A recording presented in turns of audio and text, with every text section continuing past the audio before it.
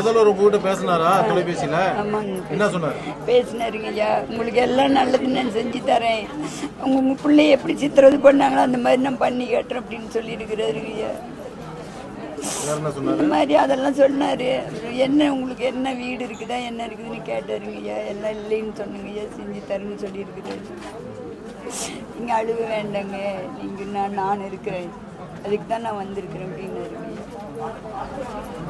அவ்வளோதாங்க சார். அவ்வளோதான். அதோட சரி, இப்போ உங்கள் பேத்தி உயிரிழப்பை எப்படி பார்க்குறீங்க? அதுக்கு என்ன சொல்ல விரும்புறீங்க? என் உயிரிழப்பாட்டு எங்கள் பேத்தி உயிரிழப்பாட்டு யாருக்கும் வரக்கூடாதுங்க ஐயா. என் பேத்தி கடவா எல்லாம் அப்படி கடிச்சு இழுத்து விட்டாங்க ஐயா. மனசார கண்ணாரு பார்த்துட்டு வந்துட்டுங்க ஐயா. அவருக்கு அவரெல்லாம் பிடிச்சி கையில பிடிச்சி கீறி கிழிச்சு விட்டு கண்ணாரு பாரு கத்துற எல்லாம் இழுத்துட்டு வெளியே வந்துட்டாங்க. நான் பார்த்துட்டு என் பேத்தி பார்த்துட்டு தான் போஸ்ட்மார்ட்டம் பண்ணுவேன் விடுவேன். எங்க பிள்ளையோ யாரோ தெரியலன்னு சொன்னுங்க ஐயா. அப்படிதாங்க ஐயா நடந்தது. முதல்வர் உங்ககிட்ட பேசி இருக்கிறாரு, ஒரு நல்ல முடிவு கிடைக்கும். அது போதுங்க ஐயா எங்களுக்கு.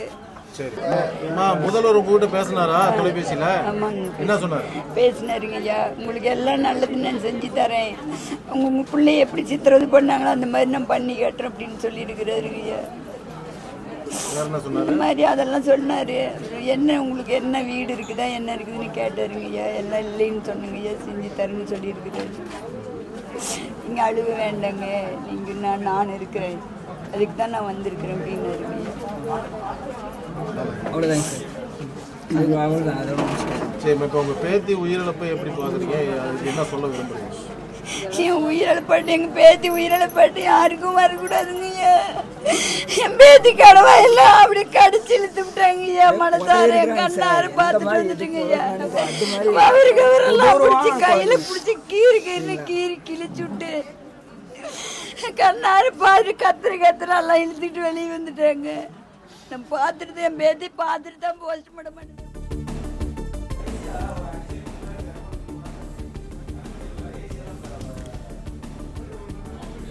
கோவை சூலூர் அருகே பாலியல் வன்கொடுமை செய்து கொல்லப்பட்ட சிறுமியின் குடும்பத்திற்கு முதலமைச்சர் விஜய் ஆறுதல் தெரிவித்தார்.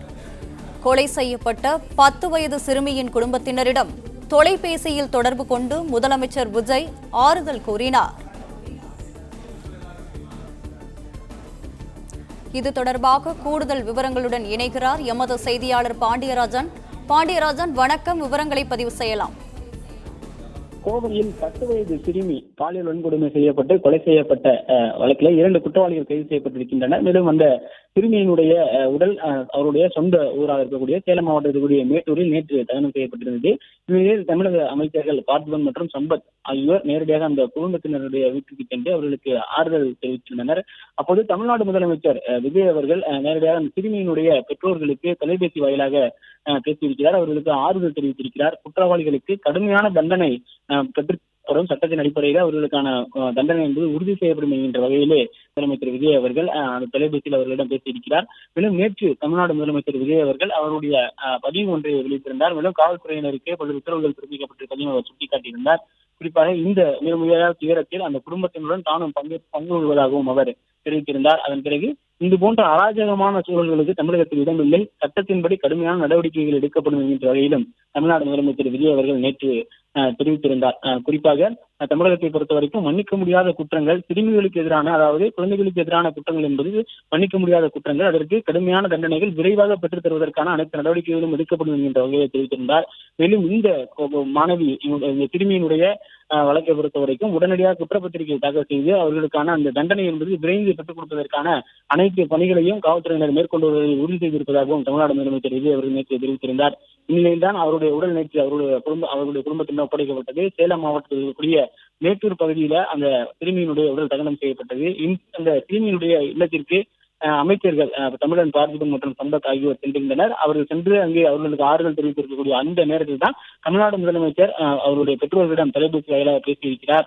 குற்றவாளிகளுக்கு கடுமையான தண்டனை பெற்றுத்தரப்படும் என தமிழ்நாடு முதலமைச்சர் அவர் உறுதியளித்திருக்கிறார். இதுபோன்ற ஒரு தீவிரமான சூழலில் உடன் இருப்பதாகவும் அவர் தெரிவித்திருக்கிறார். அவருடைய குடும்பத்தினரிடம் தெரிவித்திருப்பதாகவும் சொல்லப்பட்டிருக்கிறது. தமிழ்நாடு முதலமைச்சர் அவர்கள் அந்த இறந்த மாணவி சிறுமியினுடைய குடும்பத்தினருக்கு ஆறுதல் தெரிவித்திருக்கிறார். மேலும் குற்றவாளிகளுக்கு கடுமையான தண்டனை பெற்றுத் தரப்படும் என்கின்ற வகையிலும் ஆறுதல் தெரிவித்திருக்கிறார். பிளே ஸ்டோர் மற்றும் ஆப் ஸ்டோரில் இருந்து பாலிமர் செயலியை QR கோடு மூலம் பதிவிறக்கம் செய்யுங்கள். செய்திகளை உடனுக்குடன் பெறுங்கள்.